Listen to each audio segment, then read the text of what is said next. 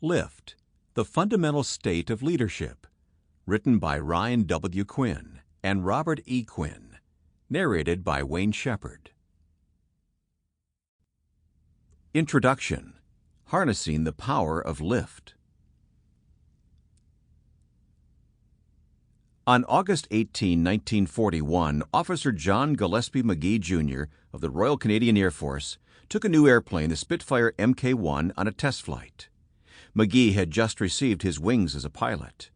As he flew the Spitfire to new heights, he felt inspired to write a poem that is now the official poem of the Royal Canadian Air Force and the British Royal Air Force.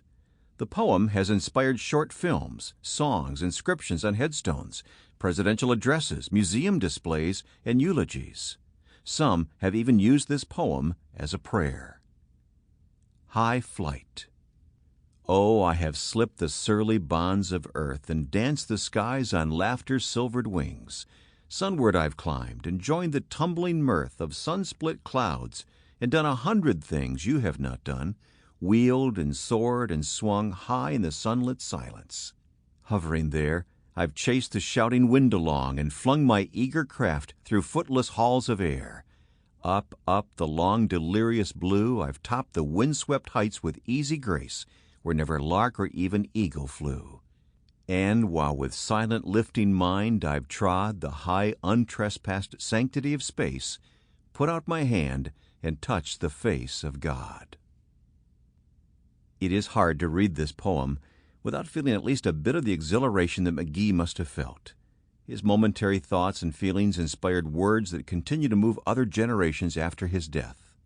McGee's experience and then the poem it generated have slipped the surly bonds of earth and done 100 things because McGee trod the high, untrespassed sanctity of space with a lifting mind. If McGee's experience had this kind of impact, what impact might we have if we slipped the surly bonds of earth with a lifting mind? This is a book about how we can do just that. Slip the surly bonds of earth by lifting our hearts and minds, and in the process, lift other people as well.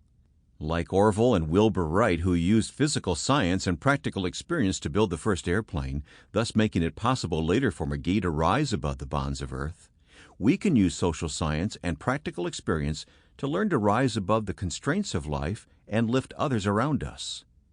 The tool that the Wright brothers developed to help people harness the aerodynamic force of lift was the airplane. The tool that we have developed to help people harness the social and psychological forces that lift or exert a positive influence upon themselves and... Sample complete. Ready to continue?